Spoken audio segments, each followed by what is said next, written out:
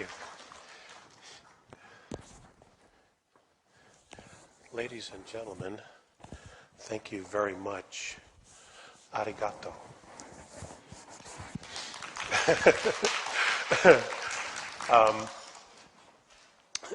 On the airplane from Sapporo yesterday, I caught a cold, so please forgive me if I have to take a moment and clear my nasal passage. My name is Alex Collier, and I am from the United States of America. And ever since I was 8 years old, I have been having contact with a group of human beings from the constellation of Andromeda, which is in our own galaxy. We are going to talk for a couple of hours about a great deal of things. First, I would like to share with you, and I want to be sure to go slow so that the translators are able to repeat everything.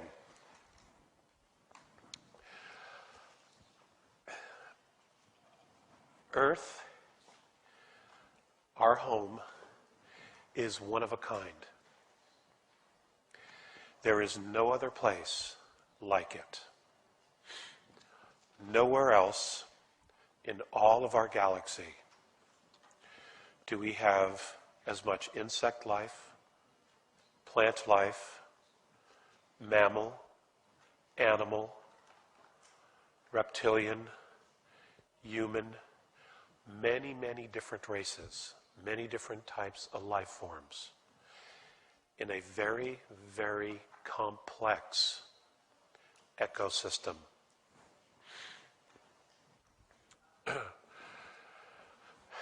The story on how Earth became so complex is that because we are at the edge of our galaxy, many extraterrestrial explorers, ET explorers, would pass by. Some would stay. Some would take water before their journey out of our galaxy to another. Many would leave life forms that they had found or discovered elsewhere on Earth. Many of these life forms would have to be genetically modified so that they could live here. This is why in much of the geological record we find life forms fully formed. Okay. The Andromedans are a human race. There are human races everywhere throughout our galaxy and other galaxies. There are many other different types of life forms as well, all having consciousness on different levels of dimensions, different dimensions, not only on third density, but fourth, fifth, sixth, seventh, etc. Within those densities, dimensions, there is physicality. Okay? Different physicality, but there is a physicality. The Andromedan race is very ancient. Its ancestry can be traced in our galaxy to Lyra. The reason for the pigmentations of their skin, which is blue, is because of the minerals in their soil and their sun. They come from fifth dimension. They are not third dimension like we are. As such, they have a different perspective, different technology, different spirituality, and yet they want to share with us the knowledge of who we are. Now, like all people on Earth, ETs also have a different perspective.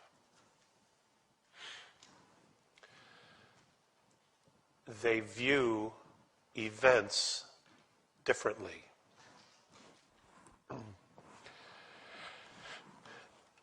Therefore, like with all things that are an experience of which we gain wisdom, we have to use discernment. Okay?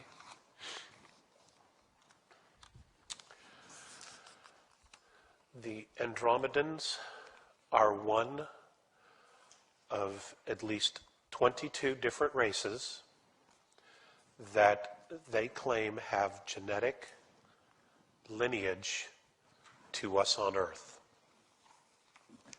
Okay. They claim to be one of our ancestors, dating back as far as and before of Lemuria, 62,000 years ago. Now, because they are fifth density, does not mean that they can physically be in third. They can be.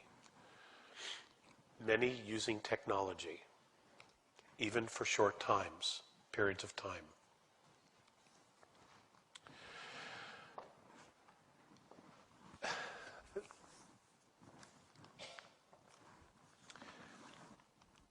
The reason they have come back is that our technology on Earth, much of which we're not even aware of, because as Dr. Sala has said, has been classified or is secret, particularly that of for war, for defense, has far surpassed our spirituality. The reason they're concerned, based on past galactic history, everywhere, is that when technology far surpasses spirituality, that particular race, in most cases, destroys itself. This, of course, would grieve them. And throughout our galaxy, there are the remnants of civilizations that have reached a high level of technology that no longer exist. The reason this is a concern is because the currency of the galaxy is not money. It's consciousness and it's DNA.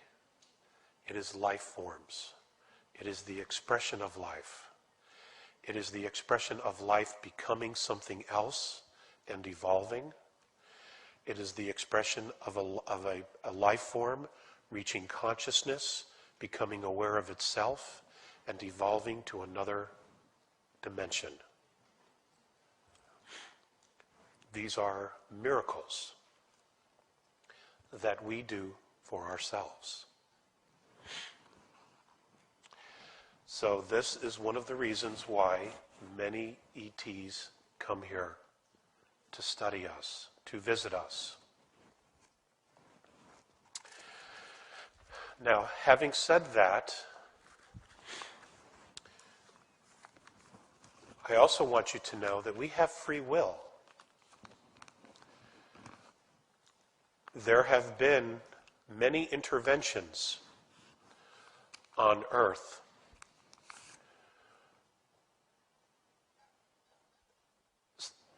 stopping catastrophes and terrible weapons of war.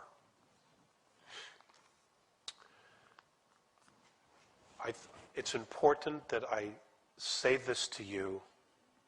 There are no guarantees that they will continue to intervene on our behalf. It is not that we're not worthy. It is not that we're not loved. It's because we have free will. And we, as a race, not just Japan, not just America, not just China, not just Russia, all countries are one race. They see one race. They don't see many races. They see one. The Terran race. And we are creating this reality. Those of us who are awake, those of you here who are discovering yourself or know yourself already and are trying to help awaken others, as we are trying to do in America, which desperately needs that kind of awakening, all share the same passion, and that's peace and love. We all want our children to grow up with clean food, clean water, educations, and free from harm. Okay? Again, the reason for saying this, and I will share with you in the Andromedans' own words, their concerns for humanity, is because if we stop and make the mistake of thinking someone is going to come and fix our problems, we may have a rude awakening. And then all that time when we could have been working, we did nothing. Okay? The Andromedans are an incredible race. Technologically, they are 10,000 years more advanced than we are, if you can compare the two. Spiritually, they consider themselves to be 50,000 years more advanced than we are. This apparently is indicative of the older, more successful civilizations. Spirituality drives technology, not the other way around. Okay?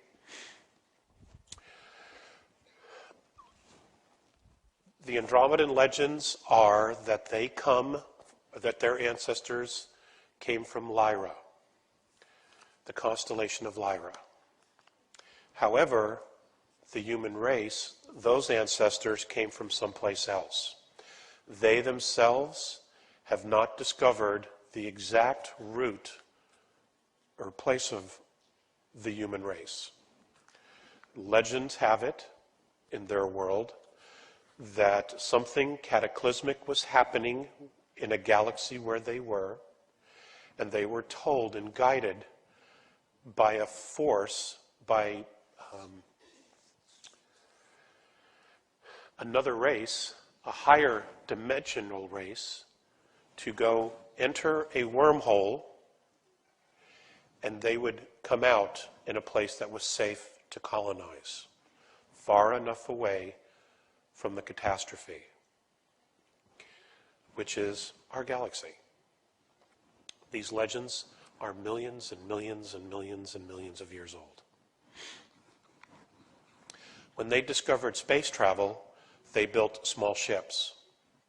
When it was time to migrate to other worlds, they did not have the raw materials to build big 100-mile ships. So the smaller ships would go out into space and would capture asteroids in space. They would pull them into an orbit around their planets. They would hollow them out from the inside and build their spacecraft on the inside of the asteroid. That became their ship. And they would put propulsion systems on the outside, and then they would go out into space. They would grow their own food on the inside. They would look for water. Many of their ships, many of the crews of some of those maiden early ships perished because they could not find habitable environments or enough resources. But others did in fact survive. We face those same challenges here on Earth. So there is much that they can teach us. As they evolved as a species, as a race, spiritually, they now travel in 800-mile motherships that are completely self-contained. They use free energy, as Dr. Sala has referred to. In fact, all of them do. Okay? Okay. And the motherships are like their home world. Many of the Andromedans that live on the ships both live, die, reincarnate into other lives on the same motherships. Many have never been to their home world. Their motherships are fantastic, absolutely fantastic. They pull water from space because everywhere there's hydrogen. They use free energy. On the inside, there are hundreds and hundreds of miles of parks with lakes, forests, groves where they grow food. They are fruitarians. They eat fruit.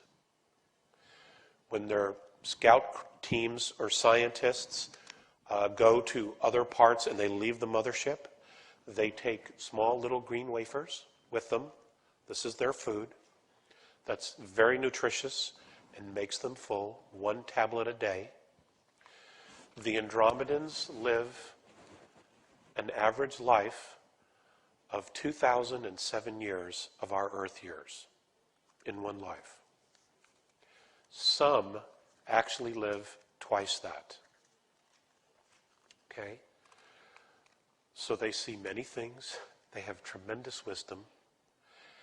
And as Colonel Stevens had said in previous lectures, and maybe he said it today, for some reason when the ETs leave their physicality and incarnate back in, come back in through the birth process, they remember who they are. They don't have the spiritual blind that we on Earth have to deal with. Their DNA is 9-strand, not just 2. They are telepathic. If I could take all of you into their mothership and we were to walk into one of their park areas, you would see many people. But you wouldn't hear a sound except for the birds the insects and the animals. Okay, there'd be no sound because they all talk to each other by thought transference using telepathy. Telepathy is very interesting, and it is a phenomenal experience. And as Miss Angelica Wycliffe is going to share with you tomorrow in her talk about telepathy, is that you get entire concepts like this. For example, if we were to take our world and compile books on love, it would probably fill this room and then some. In the Andromedan world, where they come from, when they talk to each other and they talk about love, you get all of those books and more just like that. It's all in your head. It's right there. And now you know everything. It's very hard to process it. Sometimes you don't even know what you have in your head, which is why I'm a big fan of questions and answers periods. Because sometimes if people don't ask the question, I don't necessarily know what I know. Okay? The Andromedans use color, light, and holographic tools for healing.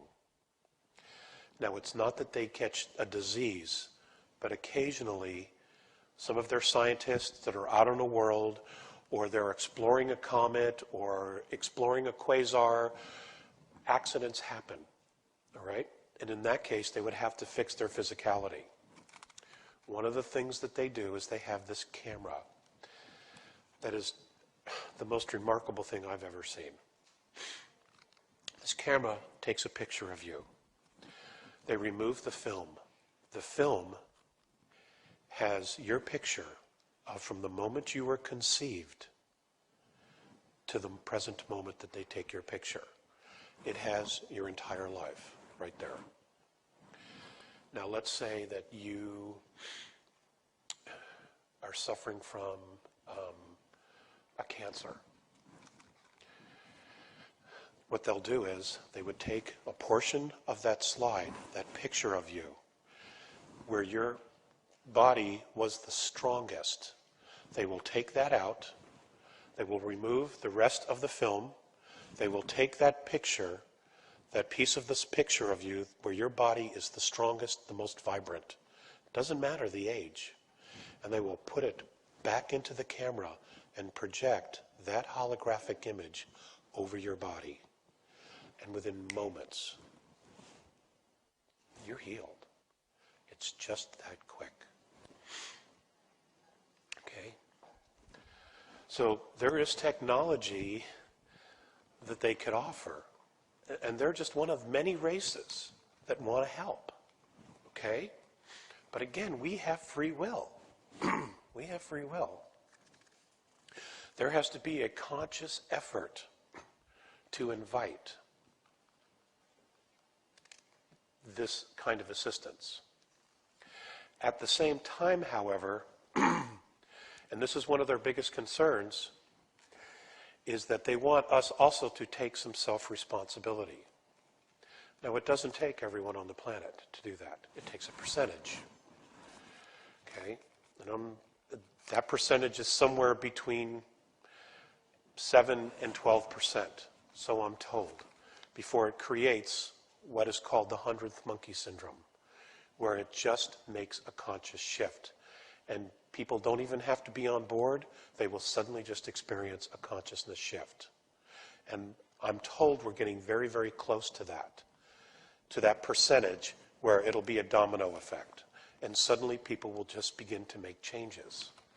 They may not even know why, and it doesn't even matter at this point, as long as they make some changes and shifts and let go of fear and embrace total mutual respect and love and self-responsibility. That's all that matters. They're more or less waiting for that because they don't want to come down here and babysit us. The times that that's happened in the past in our galaxy, it's not worked. They have discovered that in intervening without a mutual relationship a mutual agreement, without mutual responsibility, that intervention disempowers the race on the planet. And nobody wants to make that mistake again. Okay? Now, why Earth? And then we'll get into how it all started for me. Why Earth? It is the Andromedan perspective that all of us on this planet, regardless of our nationality and our country, are genetic royalty. That we are genetic royalty. Now just think about that concept for a moment. Okay? We have science telling us that we're a mistake, that we were a pool of chemicals that suddenly just became us. We're also told that we evolved from an animalistic type of life form. We're told a lot of different things. Okay? We're told a lot of different things. And right now, for this presentation, none of that actually matters. Because what matters is who we are now and where we are now. And here is a very advanced civilization coming back to Earth and saying, we want you to know that virtually everything you've been told about yourself is bunk, is a lie. That you are, in fact, spiritual beings and you are genetic royalty. Okay?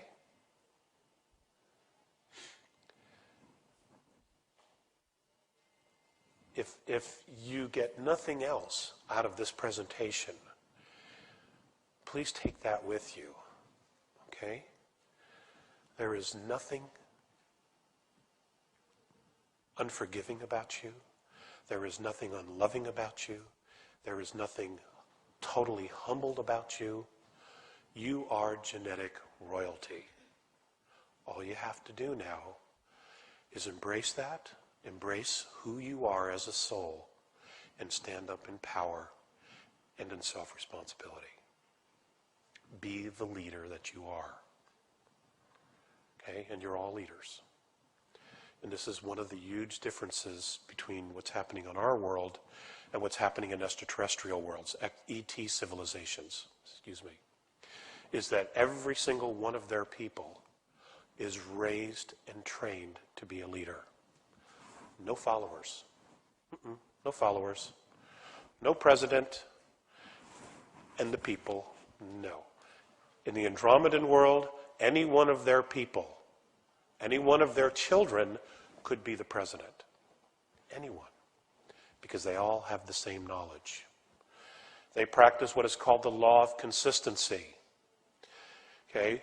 Every child, regardless of man or woman, or handicapped, every child learns everything their parents know. Everything the scientists know.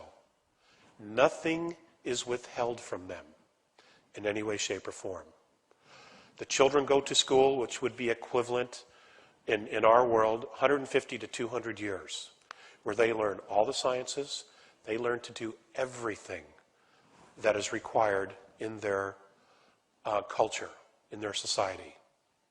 They can choose to do and be anything that they want, as long as they contribute that technology, that skill, that commitment, that intent to the society. They're given everything they need. Nothing is withheld. They would never, ever think to create television to babysit their children. It would never happen. Everything is geared towards evolution of the soul, spirituality, and the advancement of their race.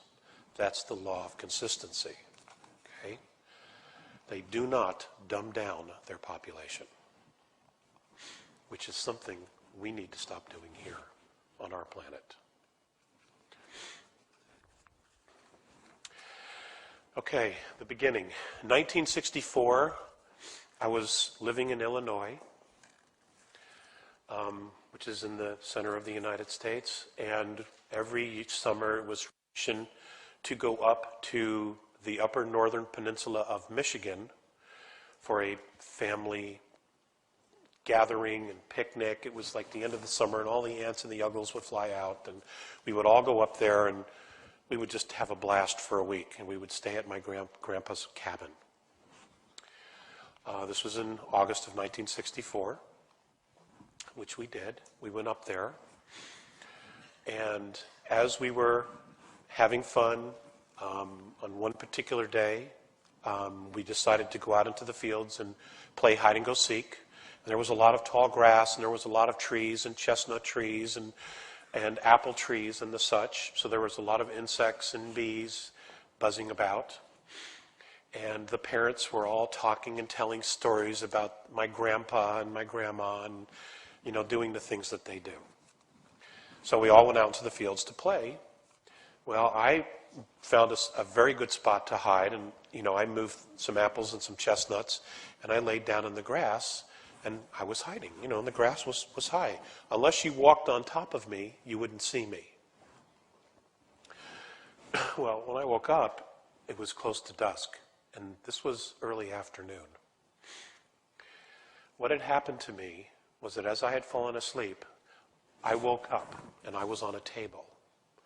It was in a very lit room, warmly lit room. It wasn't very bright. In fact, this is actually brighter than the room was.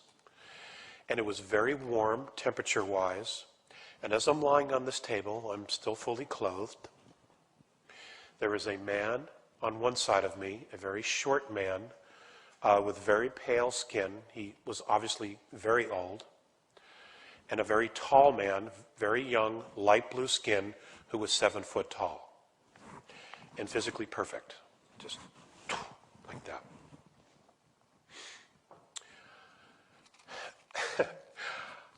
All I can tell you is that I had absolute instant recognition of who these two men were. There was no fear. I instantly loved them, like I knew them.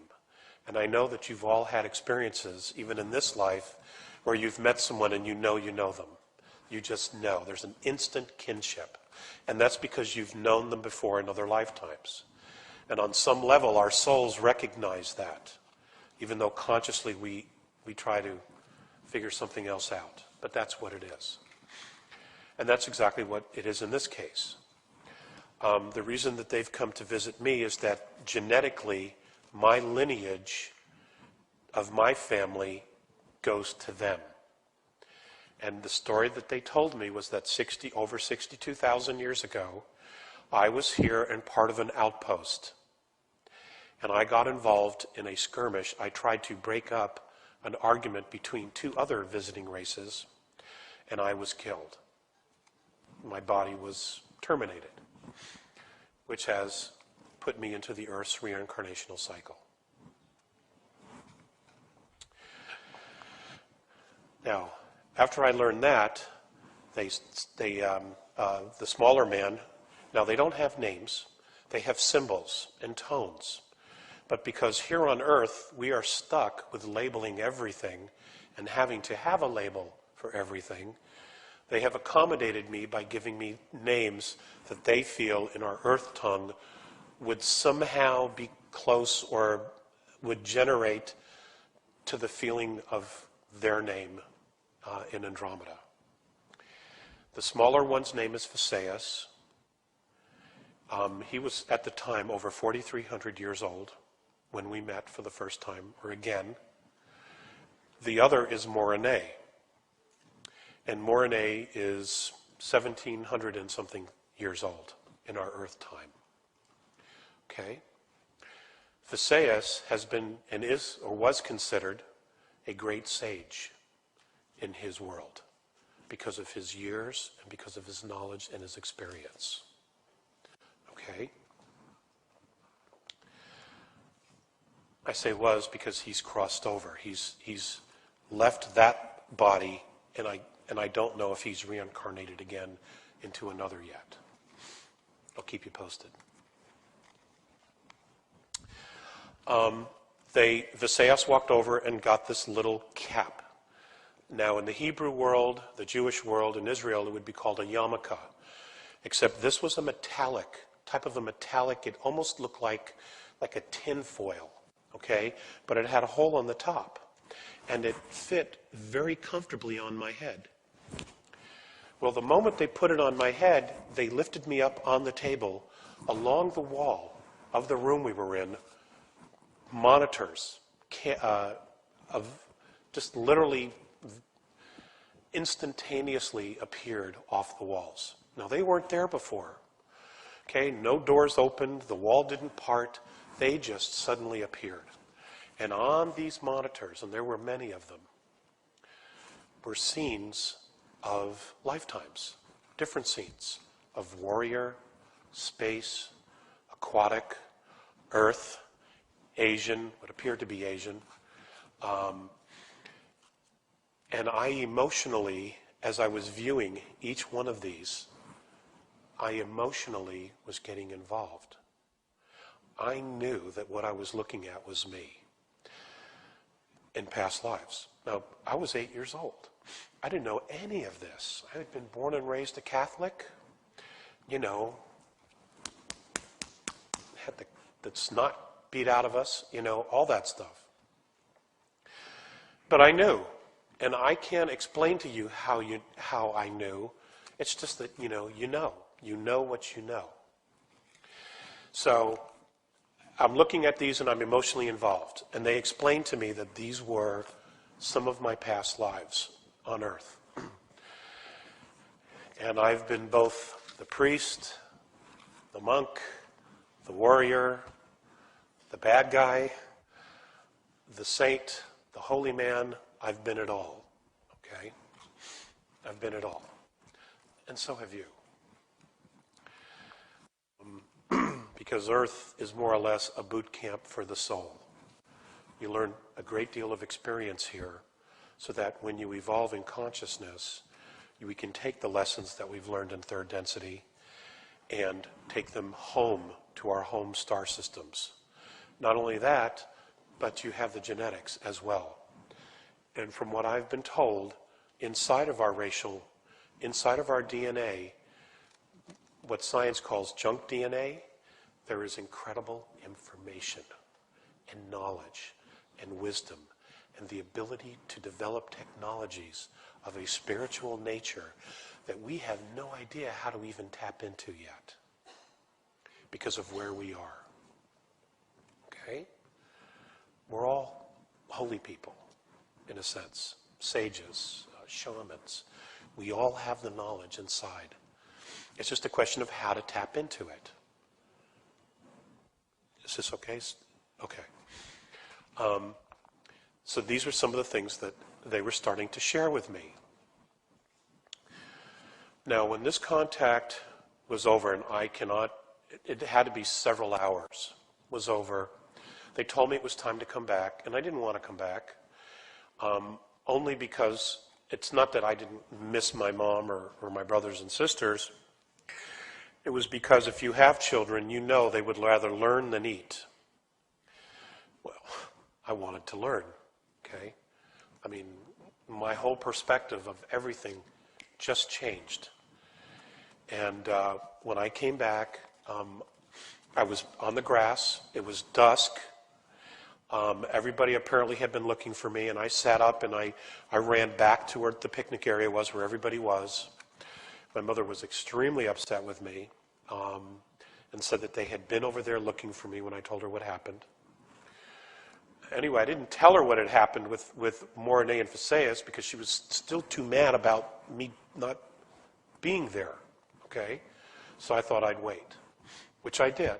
I waited until the next morning. And I told her, as she was working in the kitchen and in the living room, I was kind of following her around saying, you know, Mama, and telling her what had happened. She didn't take it well at all. She didn't take it well at all. And I have to regress here again for a moment and tell you that before I was brought back to Earth, or sent back to Earth,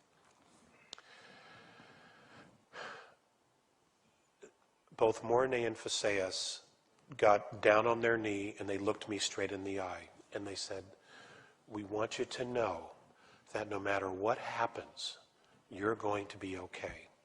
It's going to be okay. They made a very special effort to say this to me. Okay? To say this to me. To make me aware of this. Literally, a month later, my mother and one of my baby sisters was killed by a drunk driver in a car accident. And everything changed at that point.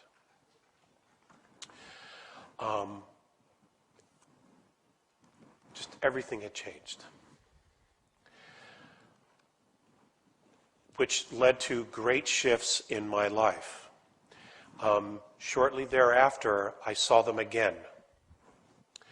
And I was very upset about, why didn't you protect her?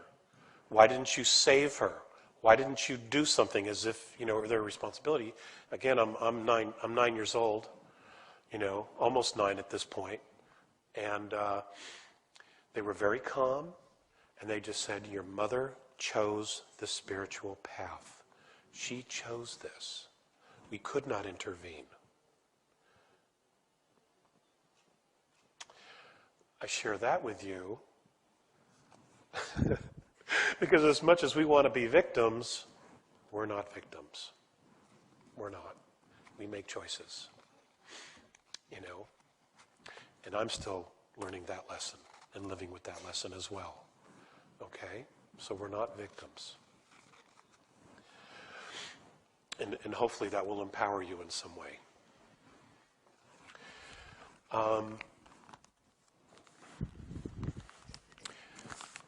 Much of what they've shared with me and what I'm extremely grateful for with the Andromedans is they've given me a very interesting reflection of who we are as a race.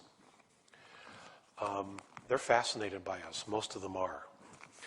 Back in the 1980s, I was living in California. I had a tax practice. I used to be a CPA in California, in Los Angeles. And the contacts started up again. Now, I want to share with you that there has not been any consistent pattern at all. Sometimes I would see them twice in a week, sometimes 3 times in a week, and then it'd be nothing for months or even years. And then they would just show up again. So there's been no pattern whatsoever. And no, I can't sit there and call them and have them appear like it's a circus. I can't do that. I've tried. Sorry. In the 80s, specifically 1987, 1988, 1989, there was a lot of contacts. There was a lot going on. And they've taught me a lot about Earth history, and they started asking me questions about our civilization. Now, it doesn't make any sense to me why they would, unless they just wanted my perspective and they wanted to know if I knew. Because, they've been studying us for years. They're fifth density, but they're also time travelers. They can go back and forth in time. So they know. They know everything about us. The good, the bad, and the ugly. They know it all. So on one particular occasion, I was asked to talk to them about money. And that discussion regarding money, I'm going to change the slide here. I spent some time putting together a paper on money, the history of money on our planet as far back as I could go, and why we use it today and why it has a measure of value, etc. Now, this went over a period of 4 to 5 contacts. When it was over, Mornay was very gracious. He said, "Thank you very much. I learned a lot." Of course, they already knew. But Phaseus, and I totally feel like I was set up for this, Phaseus just looked at me, and he said, "I don't understand." And I'm like, "Well, what don't you understand?" He said, "Why," now he's saying this telepathically because he didn't learn to speak ever, why do you have to pay to live on a planet you were born on?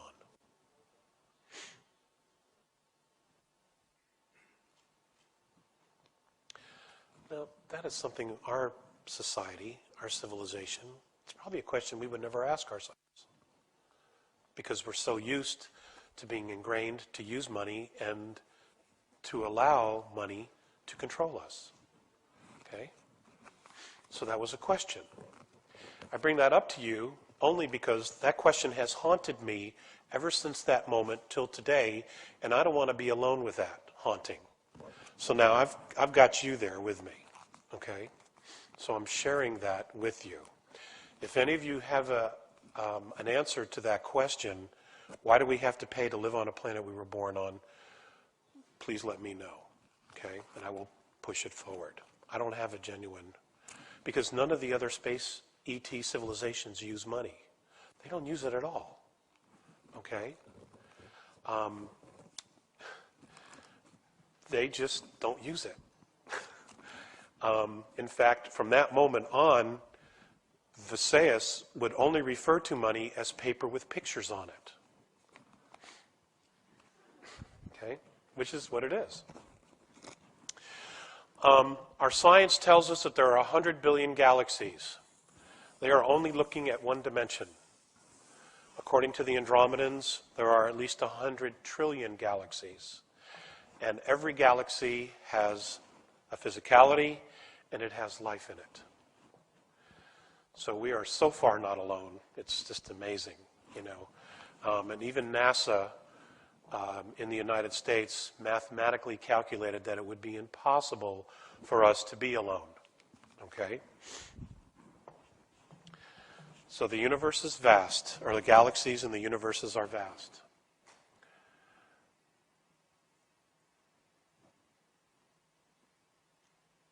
We are, of course, just beginning to travel space. We're going to find ruins everywhere. We're already beginning to find ruins in our own solar system. Dr. Sala, in his talk, started sharing things with you in regards to that. The information is overwhelming, absolutely overwhelming, but they're doing everything they can to keep us in this little box. And, you know, that's another topic, all right? So, yes, not only is our Earth history, our genetic history being suppressed from us, but so is technology. I'm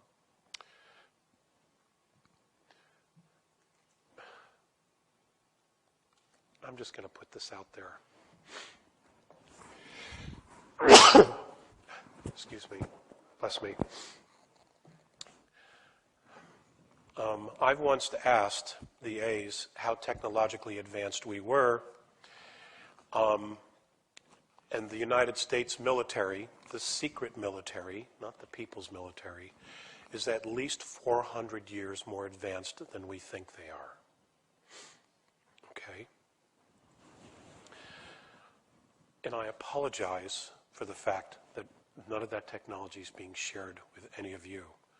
It's not being shared with us either, you know, and we're part of the home country. I want to tell some personal stories, focus on that.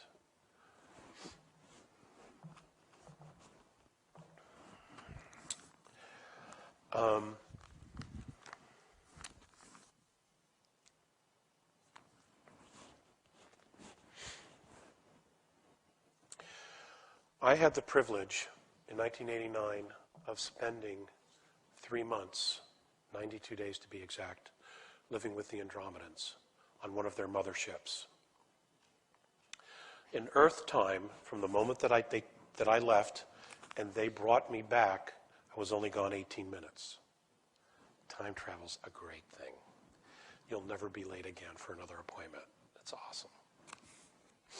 Okay? In those 3 months, I had an opportunity to learn about their society, to observe their society, and I was also kind of the guinea pig, the fish in the fish bowl as well. because many of them were able to observe me and listen to my chains of thoughts, because they, at the time, were teaching their children that were on board the craft. They've, of course, grown into adulthood, many of them, about our world. Now, their motherships are extraordinary. They're 800 miles. In the middle, on each floor, there are park areas. Now, the physical ship on the outside is 800 miles. Okay, that has to deal with the outer shell of the craft, has to pay attention to physical laws in the dimension that it's in. So when they enter third density, and that craft is here in third density, we would see it as 800 miles.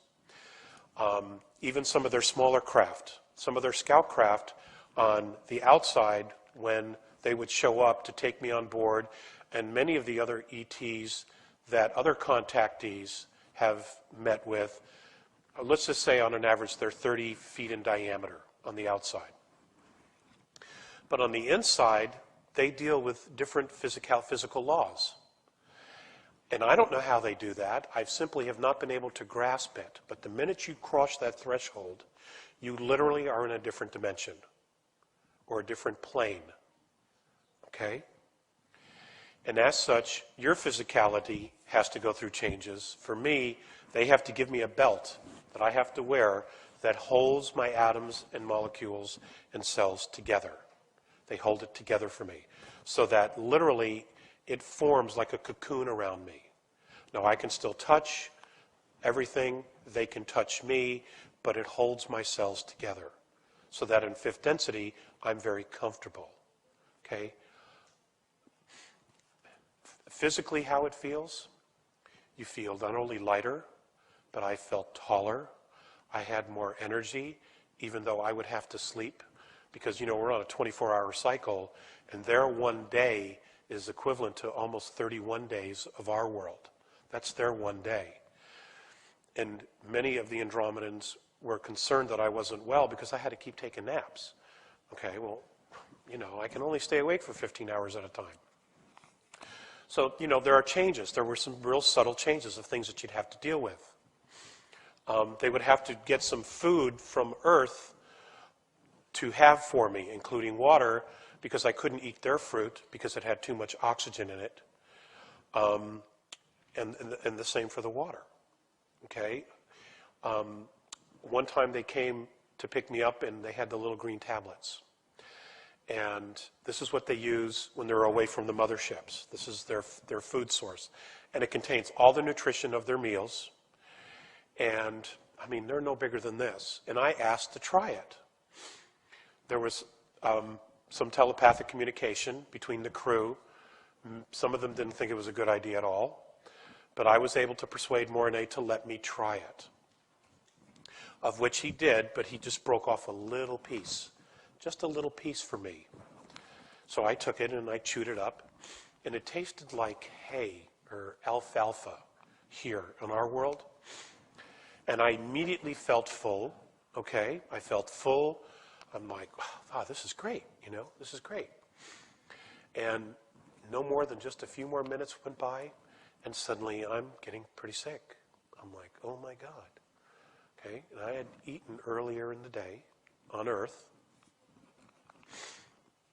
and I started to throw up. I'm embarrassed to tell you, but I made a mess, okay, of this room we were in. And Mornay was more than gracious. He just took me by the elbow and said, come on, let's go. And somebody else cleaned it up. And then he told me that the reason I got sick is because their food has too much oxygen for our body in it. Okay? And that's something, as far as our ecosystem, that they watch very carefully, is the depletion of our oxygen levels in our atmosphere. So, on the motherships, they have these huge parks. There's all kinds of animal life and plant life. Because they're fifth dimension, or fifth density, they have colors there and animal life and plant life that I cannot describe for you, because we just simply don't have any equal or anything that I could use as a reference point. Okay? But nonetheless, they're incredibly beautiful. And you don't use vehicles inside the park, all right? They have train systems or tram systems that don't make a sound. They don't have engines. I'm assuming they use some type of form of magnetics. And what you do is, if you need to go from one place to the other in the ship, you can either get in and go up along the sides, because along the outside of these park areas is like this. And if you look at every one of these areas here, and we can use this room as a perfect example, this would be a series of apartments all the way across. This would be a series of apartments with balconies, and everybody lives next to these parks, or on the outskirts of these parks. This is where all the living quarters are. And this is on each floor. I mean, one floor, literally, you could probably take the entire city of Tokyo and put it inside one of these little parks. That's how big it is. And what's even more amazing is that when you're down on the bottom and you're enjoying the park, you know, you're seeing sunlight, day, morning, day, dusk, nighttime, and the whole cycle continues again. All right? And you can easily forget that you're not on a planet, that you're on a spaceship moving through space. It's awesome, folks. It is just so awesome. You know, it's just, you just forget, you know, and it's so easy to forget. And because everybody's so busy and everybody is helping and everybody's just contributing, and there's no judgment, and everyone has absolute mutual respect for each other, and because you don't have any stress and nobody's judging you or anything like that, it's an awesome world. It's an awesome world. And there have been a lot of times I didn't want to come back. And they literally forced me to come back. One time in particular, I was forced to come back. I didn't want to come back. Nothing was working here for me. You know, and I'm already in another reality. I was forced to come back. They literally forced me to come back. And as I'm standing on the ground, I'm crying and I'm looking up, and the craft is leaving, and Visayas is standing there at the doorway, and he turns and he looks at me and he telepathically says, "Alex, the love that you withhold is the pain that you carry, lifetime after lifetime." I apologize again. Okay? I want to share that with you. The love that you withhold is the pain that you carry, lifetime after lifetime. Now, that was an enormous revelation for me because I was still dealing with my Catholic upbringing. Okay? There is no heaven and hell. It just simply doesn't exist. It's a myth. It's a story. And are you judged? From what they say, no. What happens is you cross over and you are shown places in your life where you chose to withhold love. And those are the choices, those are the reasons you come back, is so that you can make different choices to not withhold love. Because love is what is. There is a God or something. The Andromedans don't know exactly what it is, but there is a force. Okay? They refer to it as isness. It just is. Okay? And it holds all of the dimensions and galaxies and universes together. It's intelligent. When we got to the discussions of God, I always used the masculine because of my upbringing. At one point, Visayas corrected me and said, well, if you had to give it a gender, it would actually be feminine. Okay? So grasp that. Okay. Again, it's a shift in what we've been taught. Let's see.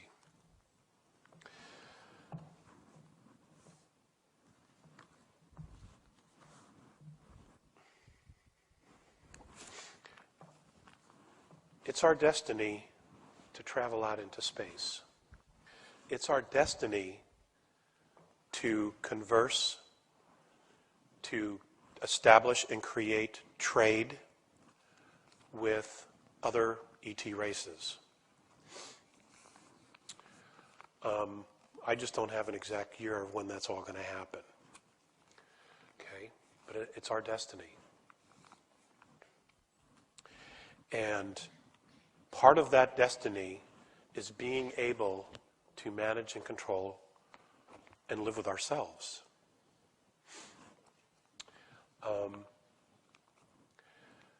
We all have a soul, okay?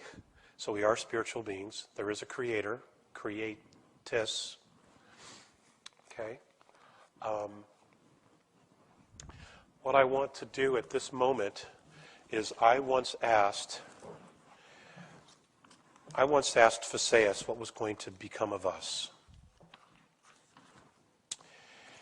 And what was going to happen to our races? Who are we going to become? Because they were giving me this terrible, or not terrible, let me take that back. They were giving me this reflection of who we are. They don't understand how we could be genetic royalty and allow people to starve. They don't understand why we would war with each other and build technology for the sole purpose of destruction, thinking that it was going to keep us safe and from harm, when we don't build anything that we don't use.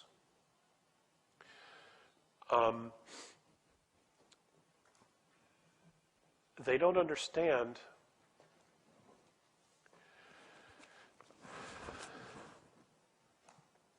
they just don't understand why we don't get it. I guess they feel that we should know better. There was a time, there has been times, where there have been many discussions amongst ET groups about what to do on Earth to help us. There's been discussions regarding intervention around 2012. There have been discussions about intervention previous to 2012 regarding things that most of us don't know anything about in our world.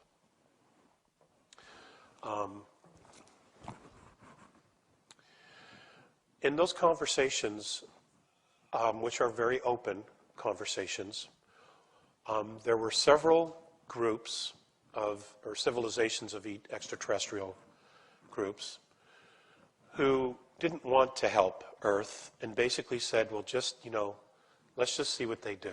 Let's not intervene in any way, shape, or form. And here were their reasons, and I think it's important for you to know.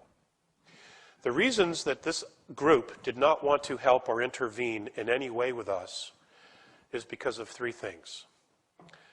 They don't respect their home, they don't respect themselves, they don't respect each other. What is their value?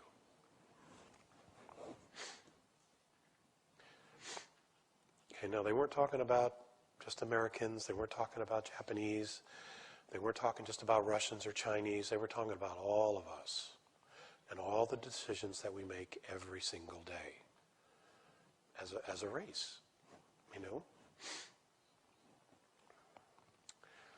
And that one hurt.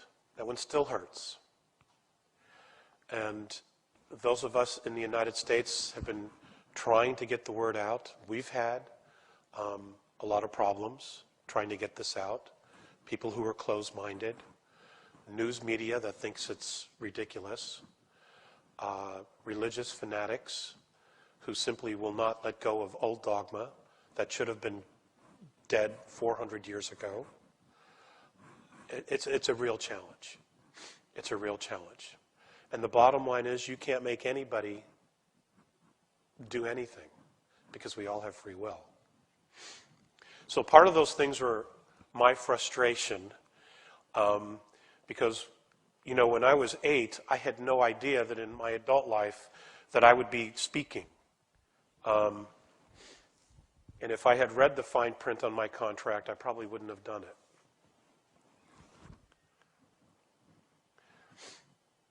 So what I've done, what I did was I asked Visayas at a moment of just pure,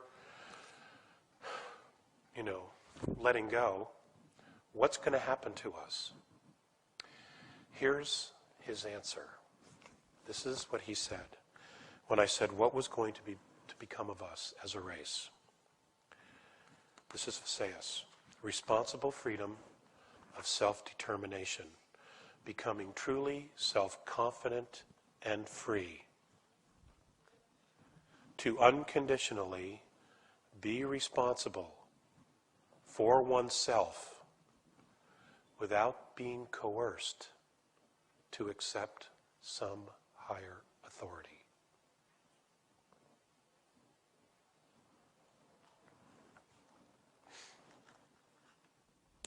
I can only hope you got all that. Okay? It's all about self-responsibility. Ladies and gentlemen, we are all ancient. We are all ancient. Forget the physicality, just the soul. We are ancient. We come from a place that is so far outside of time and pain. If we could only remember for a moment what that is, it would probably go a long way in freeing ourselves from the drama that is Earth. And that's what it is. It's a drama. It's like a soap opera. Okay?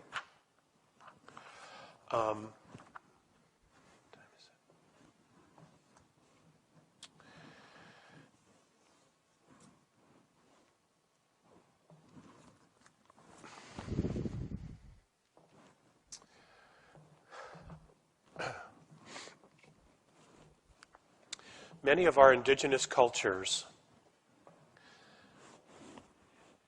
had a lot more wisdom than we do today. And they still have more wisdom than we do today.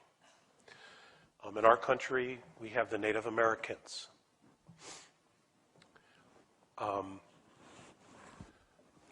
Every country has their own indigenous cultures. Not only were they spiritually evolved, but they had incredible ways of healing using earth sciences. Many of those are only now making a comeback, okay? Using herbs, essential oils, color, light, sound, hands-on energy, healing, prayer, all those things. It's imperative that we pay attention to that wisdom,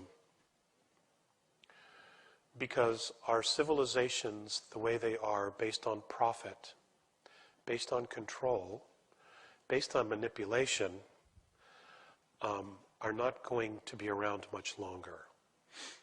Okay? They simply cannot sustain themselves because they're lies. They're built on a lie. And many people on Earth are beginning to withdraw from those dramas. They're beginning to take some responsibility. They're looking into their own healing. They're doing more and more on a nutritional level to take care of their bodies instead of going to see their doctor. This is all a good path. It is the right path for all of us. It is not to say in an emergency you don't use the medical society, but not for everything. Okay? It's our responsibility, because you create yourself. Okay? You are literally creating yourself. I'm not, you are. In fact, the Andromedans, when they talk about the isness, one of the things that they say is that the worship of the isness is the creation of self. That in worshiping and praying to God, you are actually creating yourself. Because all God does, whatever that essence or presence is mirror back to you who you think you are. It just takes a decision to change. And then the courage to follow through and act and change, to do something different in the world. And this is why we're so excited about being here in Japan to talk to you guys about this. Because you're strong. You're wise. You're very determined. And you know about peace better than anybody. Okay? After experiencing what you did at the end of World War II. You're strong. You know, you came back. And that's leadership.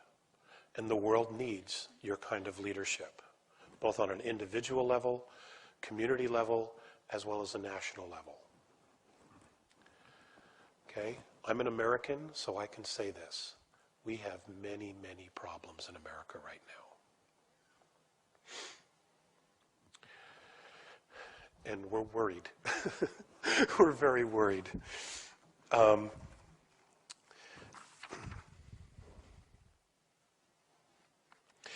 want to share with you, in their own words, some of the things that they've talked about. Now, there's a lot of talk about a shifting of dimensions, changing of frequencies. Yes, this is in fact happening. Okay, it isn't just about consciousness, although actually it is about consciousness, because when consciousness shifts, physicality responds and changes. So it starts inside of us, okay? Now, according to the Andromedans, on March 23rd of 1993, a color sound frequency started emanating from all the black holes in our known galaxies, or universe. It's the first time it's ever happened, and they just simply didn't know what it was about. What they have learned since then is that this frequency, which involves color, light, and sound, is so high that it is literally changing the dimensions all the way up to what they say we have 11 dimensions in our known holograph, which we call a universe. Okay, it's a holograph. It's a self-contained picture of all the dimensions. That this frequency is literally changing the entire holograph, dimensional holograph of our universe. Not only are we going through changes, but so are the Andromedans and all the other races that are involved. Okay? They have heard, and again, this is third, maybe fourth-hand information, they have heard that those on 11th density that have shared their experience with what is happening to lower densities, and then the communication is working its way down, is that this new 12th density has colors that have never been seen before, harmonics that have never been seen before, and also conscious beings that no one has ever seen before. And that these conscious beings have the ability to look straight down through all the dimensions.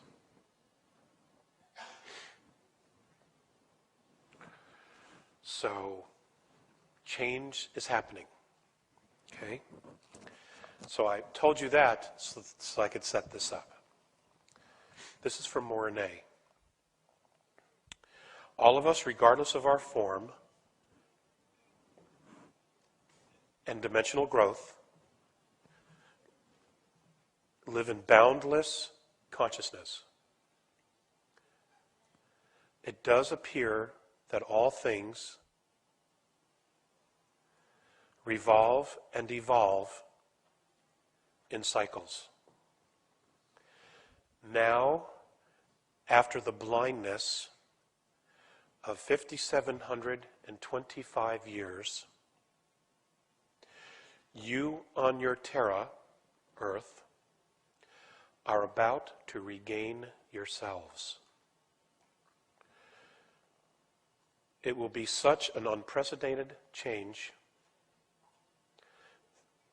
that it'll be difficult for many to grasp your own potential. It is a turning point on your world which none of your planet's forefathers were privileged to experience.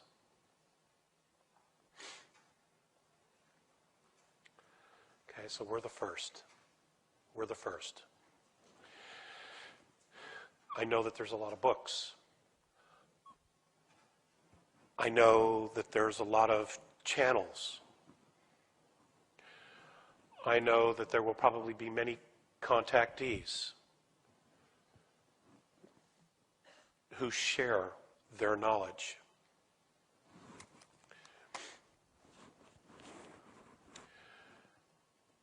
Our future has not been written yet.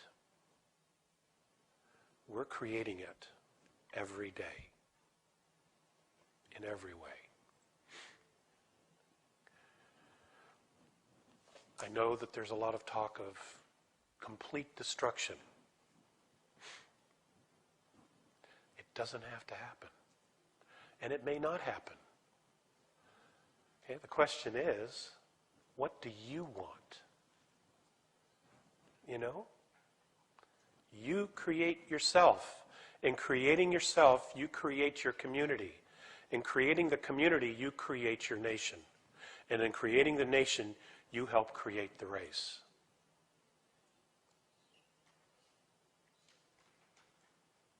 Okay? The question is, what do you want? I had an opportunity to ask recently, what's the one question that I should tell people? Is there a question that I should say to them? Is there something that I should ask them? Is there something that I should tell them, that's simple but clear and direct? And the response from Mornay was simple. So here's his question to you. The question for our humanity is, how do we make love stay? That's the question. How do you make love stay? How do you make it stay inside of you? How do you make yourself continuously remember to love and honor yourself and not care about what somebody else thinks? Because it really doesn't matter. That's the question. How do we make love stay?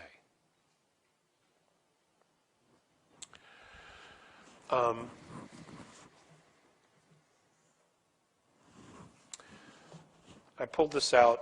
I've never read this before. This is from Visayas in 1997.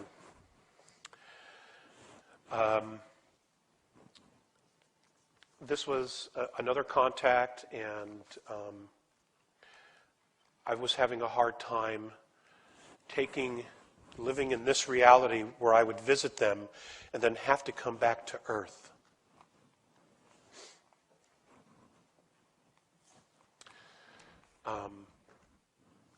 Caused a lot of pain for me.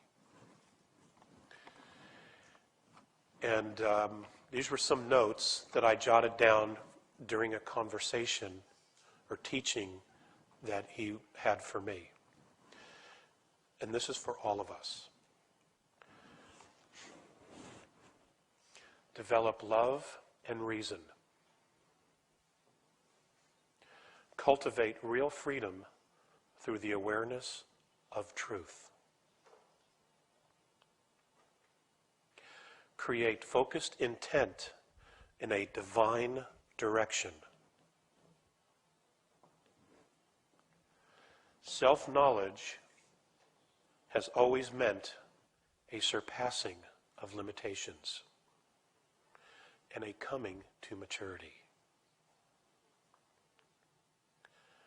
Mankind makes itself, and we are also our own historians.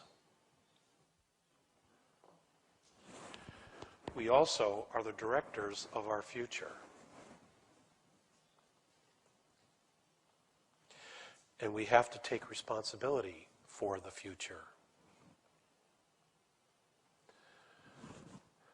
Because we are our own inheritance.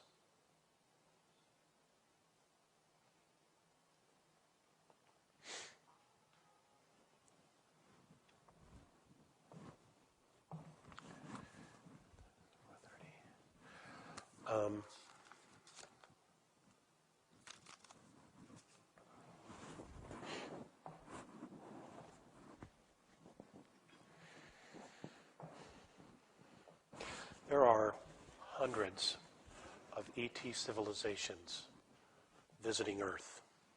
And they will continue to visit Earth or pass by Earth on their way to other galaxies.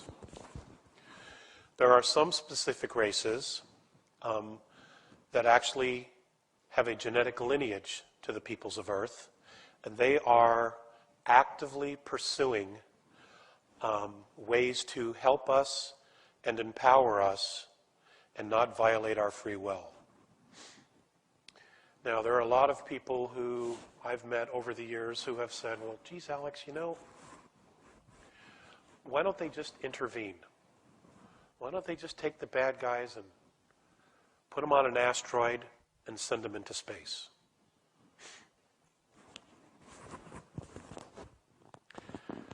I personally like that idea, actually. Okay. However,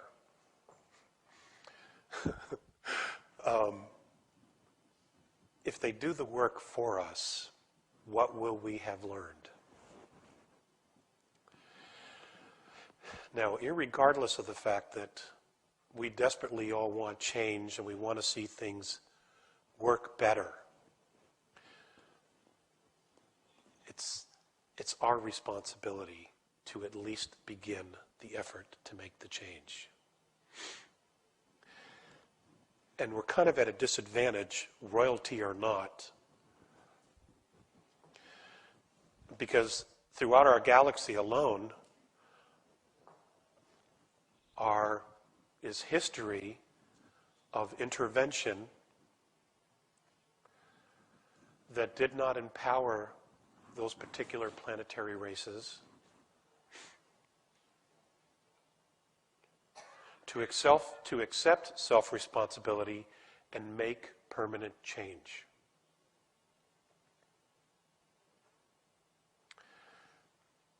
And those societies no longer exist.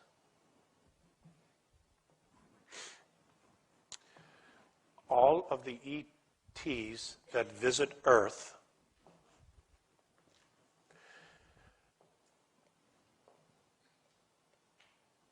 that may or may not intervene have to have a genetic lineage to our people. Otherwise, they can't be here. They're not supposed to be here. Okay? In the years to come, you will hear and be taught that ETs created us, that we are their children. I want to remind you that your soul, first and foremost. The shell is just something we use so that we can move through and experience third density, and fourth density, and fifth density. Okay?